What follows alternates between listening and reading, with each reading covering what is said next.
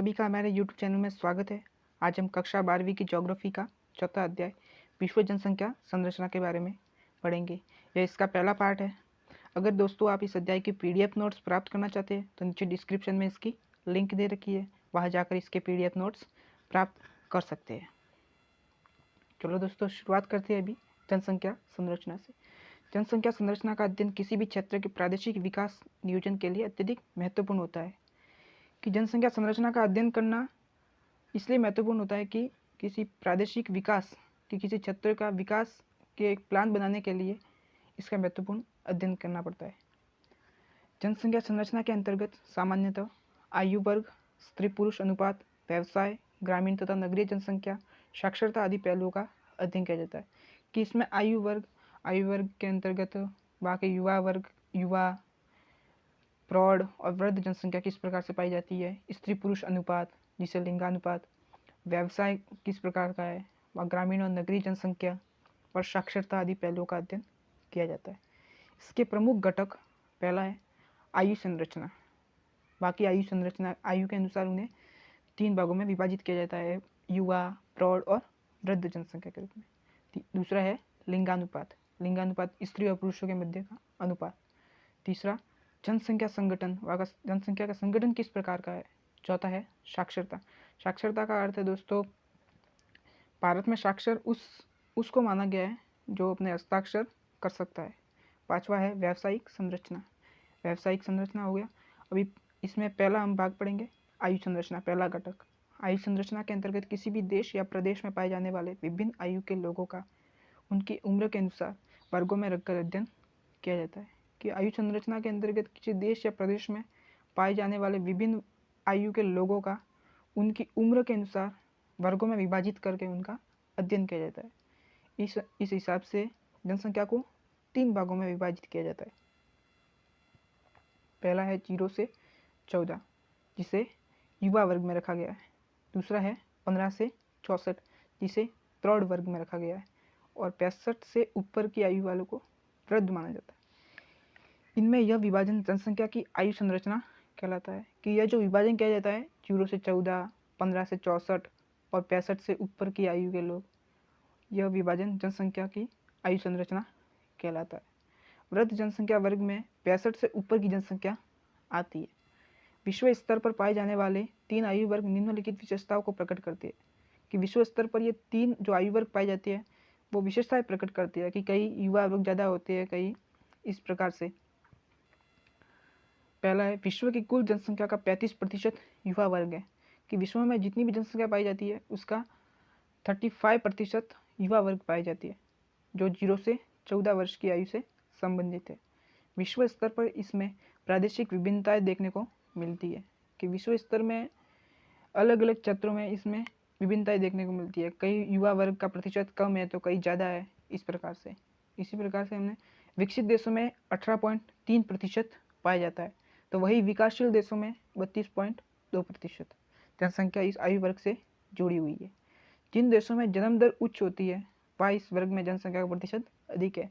कि जिन देशों में जन्म अधिक होते हैं, जन्म दर उच्च है, उस देश में जनसंख्या का प्रतिशत अधिक होगा।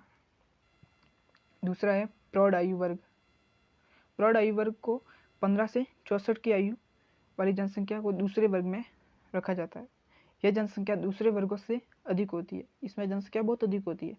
इस वर्ग की जनसंख्या प्रजननशील, आर्थिक दृष्टि से सर्वाधिक उत्पादक और जननांग की दृष्टि से सबसे गतिशील होती है। किसी भी देश का विकास स्तर इसी पर निर्भर करता है।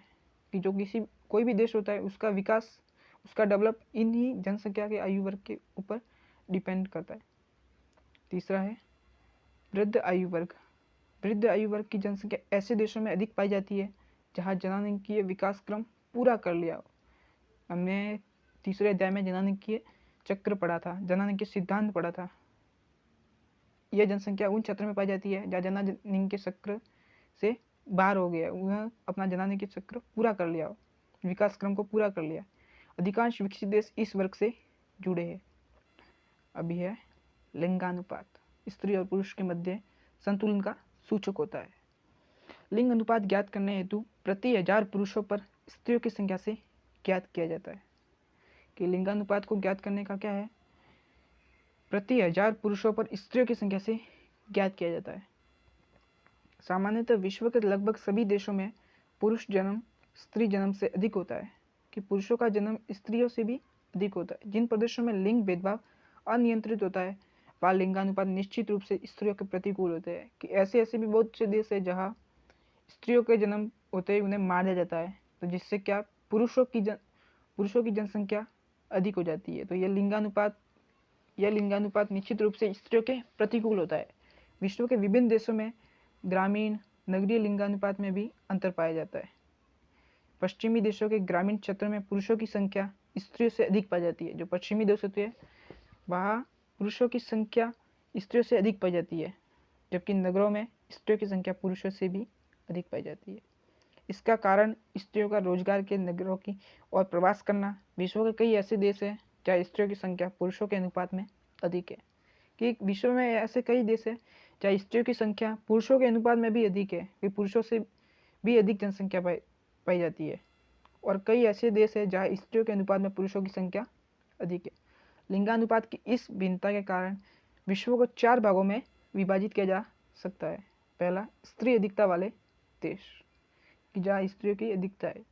इस वर्ग में 1050 से लेकर अधिक लिंगानुपात वाले देश सम्मिलित होते हैं। पश्चिमी यूरोपीय देश, यूएसए, कनाडा, दक्षिणी अमेरिका और दक्षिणी क्षेत्रों में स्त्रियों की जनसंख्या अत्यधिक है। दूसरा है स्त्री अधिकता वाले देश। इसमें 1050 से 1000 लिंगानुपात रखने वाले देश जैसे यूक्रेन है, Belarus, Poland, Mongolia, Kazakhstan, Thailand, Cambodia, Myanmar, दक्षिणी अफ्रीका देश।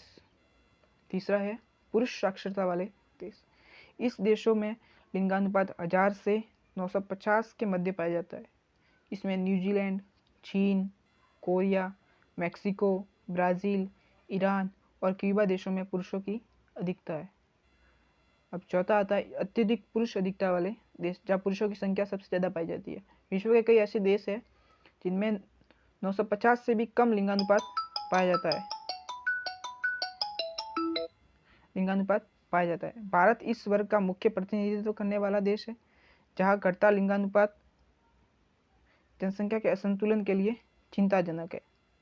विश्व स्तर पर भी लिंगानुपात में पुरुषों की प्रधानता बताता है, लेकिन अफ्रीका, उत्तरी व दक्षिणी अमेरिका व यूरोप महाद्वीप स्त्रियों का अनुपात पुरुषों से अधिक पाया जाता है। कि विश्व के कई ऐसे देश हैं जहाँ स्त्रियों की संख्या ज़्यादा है। अफ्रीका, उत्तरी दक्षिणी अमेरिका, यूरोप महाद्वीप स्त्रियों का अनुपात पुरुषों से अधिक पाया जाता है। भारत जैसे विकासशील देश में पुरुषों की अपेक्षा स्त्रियों का अनुपात कम पाया जाता है। कि भारत में स्त्रियों का अनुपात कम पाया जाता है और पुरुषों का अनुपात ज़्यादा पाया जाता है जनसंख्या के रूप में। इसका मुख्य कारण यहाँ के समाज का परंपरावादी होना, कि यहाँ का समाज परंपरावादी है, जो एक परंपरा को मानता है।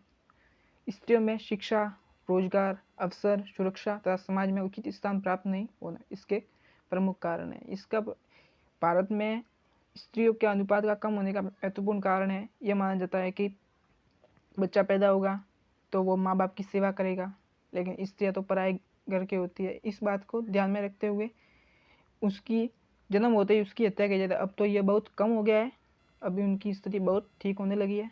Thank you for watching video.